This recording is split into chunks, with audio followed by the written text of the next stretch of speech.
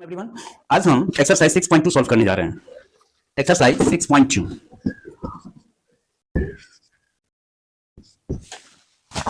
पहला है AB parallel to CD parallel to EF and Y is to Z equal to 3:7 find X। तो सबसे पहले हम फिगर ड्रॉ कर लेते हैं। It is AB, it is CD and it is EF। ठीक है, दिस इज ट्रांसवर्सल। ये A है, ये हमारा B है, ये हमारा C है, ये हमारा D है, E है और ये हमारा F है। It is X and it is Y. It is X and it is Y.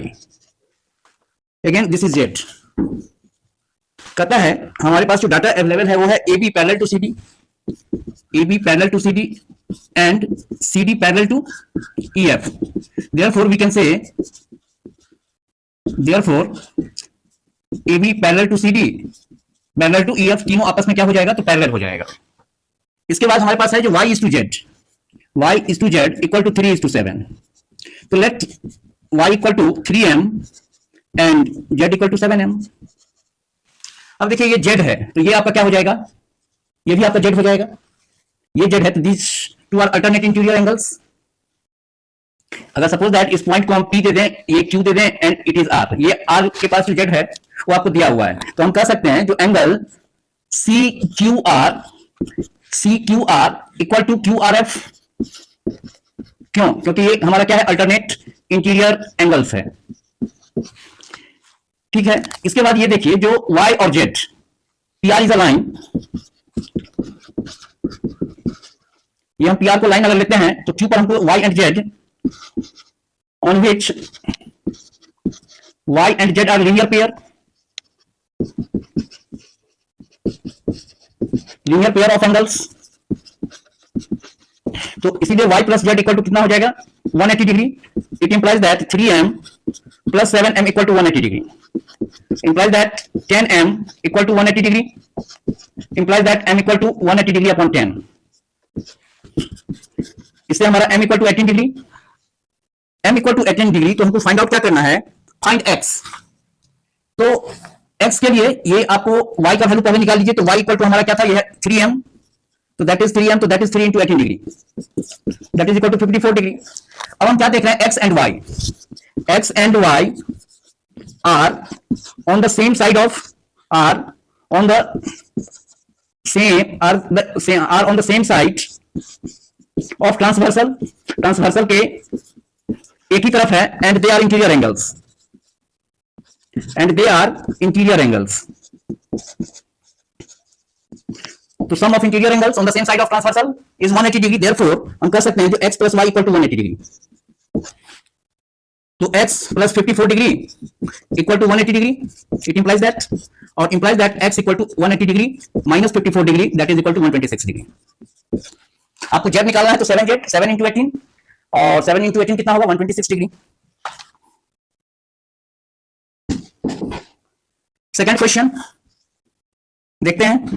कहता है AB parallel to CF, AB parallel to CD, yes.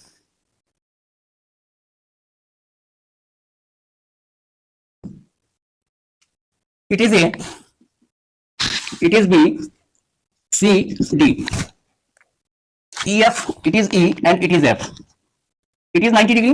ठीक है, and this point is E। अब हमको फाइंड आउट करना है angle GED, angle GED equal to 126 degree. जो data है हम लिख लेते हैं, angle GED equal to 126 degree. Find out क्या करना है, angle AGE, angle GEF and angle FGE, angle FGE। तो देखिए ये 90 डिग्री, तो CEF भी जो हो जाएगा आपका CEF, that will be 90 degree. AGE, ठीक है। अब देखिए ये जो है एंगल GED आपका ये हुआ, दैट इज 126 डिग्री। ये जो है GED आपका ये एंगल है, तो हम देख रहे हैं जो angle AGE equal to angle GED। क्यों? क्योंकि ये अल्टरनेट इंटीरियर एंगल्स है, अल्टरनेट इंटीरियर एंगल्स हैं ये, because AB parallel to CD है हमारा, तो ये अल्टरनेट इंटीरियर एंगल है। तो therefore angle AGE equal to GED, तो दैट इज 126 डिग्री। ये आपका 126 डिग्री है। इसके बाद कहते हैं जीईएफ निकालिए और एफजीई पहले निकाल लेते हैं। ठीक है, तो एफजीई अगर हमको निकालना है तो आराम से हो जाएगा। ये दोनों आपका क्या हो जाए, एडजेसेंट ऑफ लीनियर। तो ये हमारा एंगल एजीई इक्वल टू ये जो है ये हमारा 126 डिग्री हो गया। अब देखिए एजीई और एफजीई या बीजीई भी आप कह सकते हैं, these are linear pairs, these are linear pairs, linear pair of angles. तो क्या हो जाएगा, लीनियर पेयर ऑफ एंगल्स है तो हमारा इस दोनों का सम कितना होगा, दैट इज 180 डिग्री होगा। तो इसीलिए हम कह सकते हैं जो angle AGE plus angle FGE equal to 180 degree, और एजीई हमारा 126 डिग्री आया है, plus angle FGE equal to 180 degree. Therefore angle FGE equal to 180 degree minus 126 degree, that is equal to 54 degree. तो हमारा इस प्रकार एफजीई भी निकल गया। अब है एंगल जीईएफ। जीईएफ ये बीच वाला एंगल, ये जो राइट एंगल जीईएफ जो हमारा ट्रायंगल बन रहा है, ये जो ट्रायंगल बन रहा है ये एंगल, इसको निकालना है। तो हम ये देख रहे हैं जो ये 126 डिग्री है, अब ये एफजीई इतना है तो ये भी हमारा यहीं पर आ जाएगा उतना 54 डिग्री, और इधर ये 90 डिग्री है। अब देखिए एक चीज और हम कह सकते हैं, नाउ एंगल एफजीई, एंगल एफजीई ये एंगल और ये एंगल अल्टरनेट इंटीरियर एंगल्स है।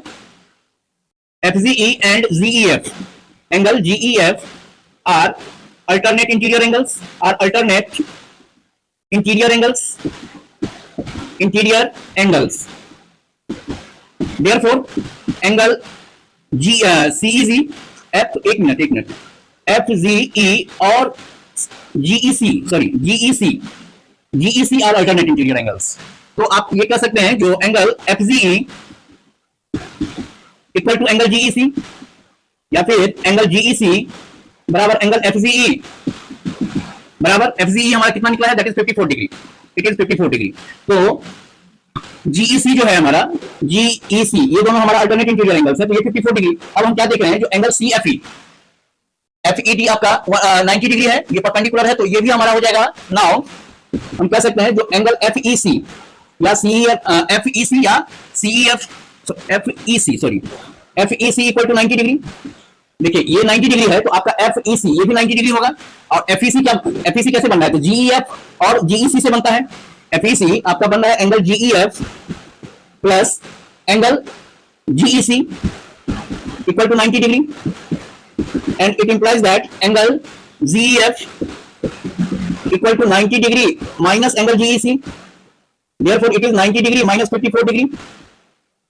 तो ये आपका कितना आ जाएगा, 36 डिग्री। देयरफॉर आपका जीईएफ जो है ये आपका 36 डिग्री हो गया, ये आपका 54 डिग्री हो गया, जो आपको एफजीई कह रहा था, एफजीई 54 डिग्री, जीईएफ 36 डिग्री। अब हम देखते हैं तीसरा क्वेश्चन। तीसरा क्वेश्चन में है, तीसरा में अगर एक फिगर ड्रॉ कर लीजिए तो फर्स्ट क्लास का ये क्वेश्चन बहुत अच्छा क्वेश्चन है।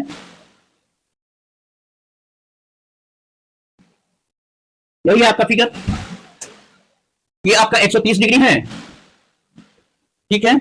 इसके बाद ये 110 डिग्री है, PQR S and this point is T, ठीक है। इतना दिया हुआ है। एंगल QRS, हमको ये QRS फाइंड आउट करना है। सीधी सी बात है, we draw a line parallel to ST या parallel to PQ through R। इसमें लिखेंगे draw a line parallel to ST या फिर और PQ, आप कुछ भी लिख सकते हैं, PQ के भी पैरेलल आप ड्रॉ कर सकते हैं, थ्रू R, थ्रू R। ये एक लाइन, इस लाइन का भी नाम दे दीजिए, PQ है तो यहां पर ये A कर दीजिए और ये B कर दीजिए, ड्रॉ ए लाइन AB कर दीजिए, AB पैरेलल टू ST और PQ। ST के भी पैरेलल कीजिएगा क्योंकि आपको दिया हुआ है क्वेश्चन में कि PQ is parallel to ST, PQ is parallel to ST, तो अगर आप ST दीजिएगा तो ST ही रहने दीजिए, उसमें भी कोई हर्जा नहीं है। अगर PQ देंगे तो PQ में भी आप ड्रॉ कर दीजिएगा, PQ के भी पैरेलल, तो कोई हर्जा नहीं है। और AB पैरेलल टू ST, तो इससे आपको क्या आता है, जो PQ parallel to ST parallel to AB, तीनों लाइन जो है आपस में पैरेलल है। अब देखिए, we know that sum of the angles on the same side of transversal is 180 degree. ये 130 तो ये 50 आ जाएगा, ये 110 है तो ये आपका 70 आ जाएगा।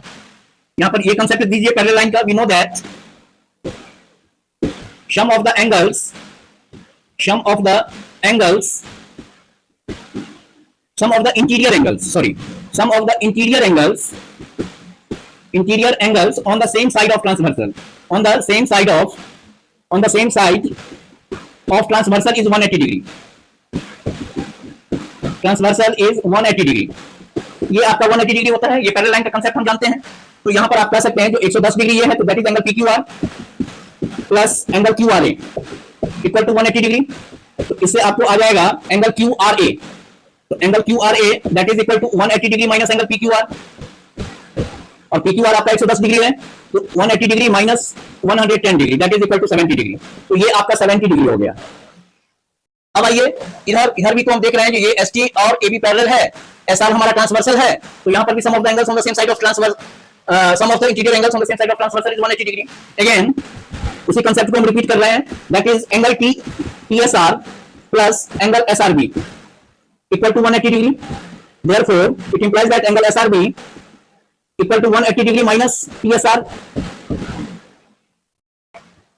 130 डिग्री, SRB हमें फाइंड आउट करना है, तो that is angle SRB equal to 180 degree minus 130 degree that is equal to 50 degree.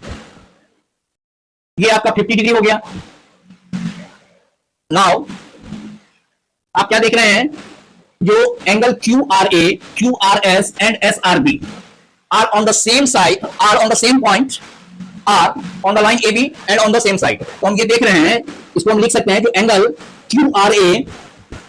QRA plus angle QRS plus angle SRB, ये भी आपका 180 डिग्री होगा। क्यों होगा भाई, AB लाइन है, AB लाइन के एक ही तरफ एक ही पॉइंट पर ये तीनों एंगल बन रहा है, तो दैट इज स्ट्रेट लाइन जो होता है, दैट इज स्ट्रेट एंगल होता है, दैट इज 180 डिग्री होता है। अब इसमें तीनों का वैल्यू पुट कर दीजिए, तो QRA आपका कितना था 70 degree plus angle QRS plus 50 degree equal to 180 degree, और इससे आप निकाल लीजिएगा जो angle QRS equal to 180 degree और ये 70 डिग्री और 50 डिग्री कितना हो जाएगा 120 डिग्री। इसको बराबर के उस तरफ ले जाइएगा इक्वल के, तो माइनस में चला जाएगा, तो that is 120 degree. Therefore angle QRS equal to 60 degree. तो इस हिसाब से ये 3 क्वेश्चन हो गया। अब 2 क्वेश्चन आ गए हैं, नेक्स्ट क्लास में हम इसको भी सॉल्व कर लेंगे। आज के लिए इतना ही, थैंक यू।